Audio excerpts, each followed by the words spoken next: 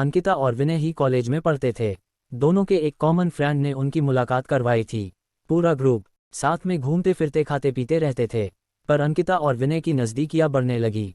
देखते ही देखते उनको एक दूसरे से प्यार हो गया। अब वह दोनों अकेले वक्त बिताने लगे।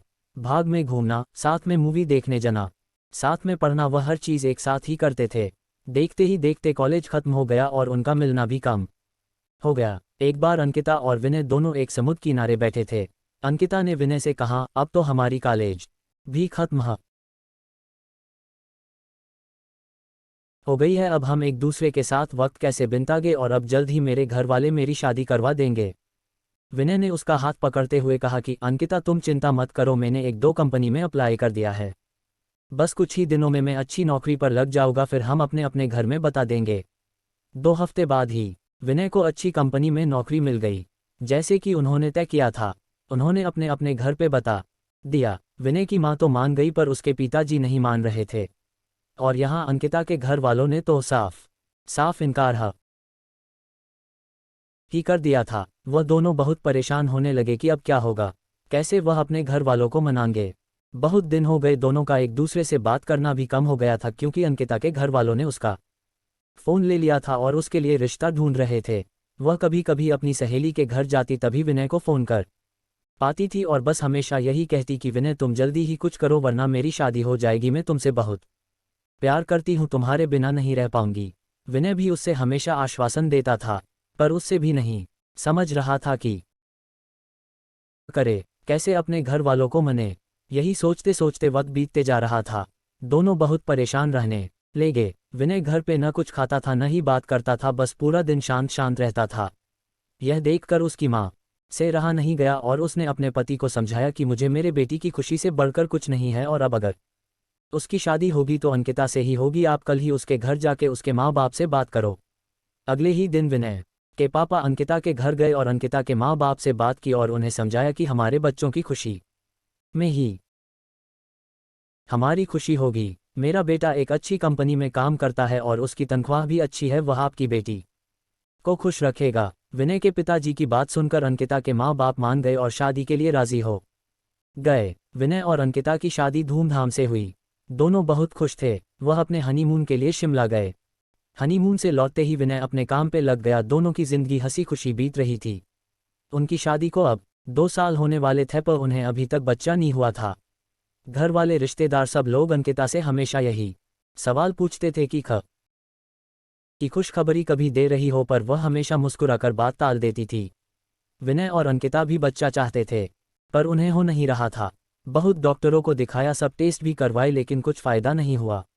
अंकिता की सास उससे बाबा के पास भी ले गई, पर वहां से भी सिर्फ निराशा ही हाथ आई।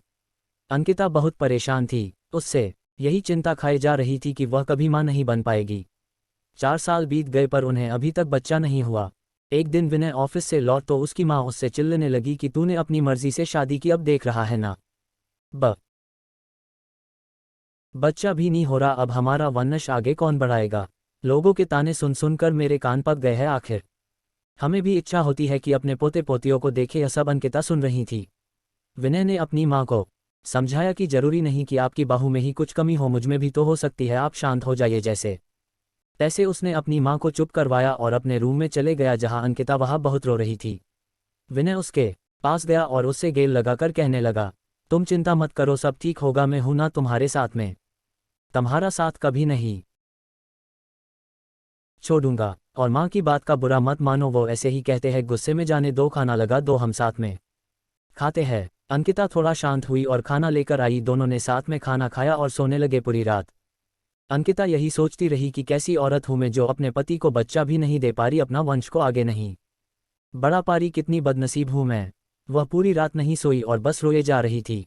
सुबह हुई, सब अपने अपने काम में लग गए। विनय भी ऑफिस के लिए निकल गया। अंकिता भी अपना काम करने लगी, पर उसके दिमाग में वही रात वाली बात चल रही थी। पूरा दिन यही सोचती रही। रात को जब विनय घर आया तो अंकिता ने उससे खाना दिया और वह दोनों अपने कमरे में सोने की तैयारी कर रहे थे कि तब अचानक अंकिता ने विनय से कहा कि क्यों ना हम एक बच्चा गोद ले अब हमें तो बच्चा नहीं हो रहा, क्यों ना हम किसी बच्चे को गोद ले और उससे माँ बाप का सुख दे, और हमें भी बच्चे का सुख मिल जाएगा। विनय ये बात सुनकर बहुत खुश हुआ। वह दोनों दूसरे ही दिन एक दत्तक ग्रहण संस्था गए और वहां पूरी बात बताई। दत्तक ग्रहण संस्था वालों ने कहा कि आप एक फॉर्म भर दीजिए, जैसे जैसे ही सब जांच पर पड़ताल हो जाएगी आपको फ़ोन आ जाएगा। उन्होंने फॉर्म भरा और एक आशा के साथ घर लौटे कि शायद अब उनकी परेशानी दूर हो जाएगी। 6 महीने हो गए, उनको कॉल नहीं आया। विनय जब भी वहां जाता वह लोग उससे एक ही जवाब देते कि कॉल आ जाएगा, पर इंतजार की गाड़ियां बढ़ती जा रही थी। अब अंकिता हिम्मत हार चुकी थी, वो पूरी तरह से टूट चुकी थी। विनय भी आखिर कितना उसको समझा पाता, दोनों थक चुके थे। उन्हें अभी कोई उम्मीद ही नहीं रही थी कि वह कभी माँ बाप बन पाएंगे। पर विनय ने अंकिता का साथ और कोशिश करना नहीं छोड़ा। वह हर 2 दिन में संस्था जाता था। इंतजार करते करते 8 महीने हो गए थे और एक दिन अचानक विनय को कॉल आता है कि आप दत्तक ग्रहण संस्था में आ जाए, आपके लिए एक खुश खबर है।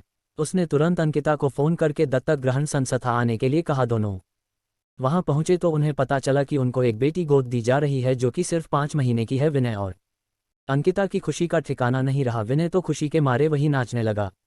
वह दोनों उस बच्ची को लेकर घर आए। विनय की मां ने उनका पूजा की थाली से स्वागत किया। उन्होंने उसका नाम किरण रखा, जैसे वह उनकी जिंदगी में आशा थी और वह अच्छे से खुशहाल जिंदगी जीने लगे। बस यही होता है प्यार, जो हर वक्त में तुम्हारा साथ दे और यकीन दिलाए कि हमारी परेशानियां हमसे छोटी होती है और हमें कभी अपने जिंदगी में उम्मीद नहीं छोड़नी चाहिए। विश्वास हो तो हम सब कुछ पा सकते हैं।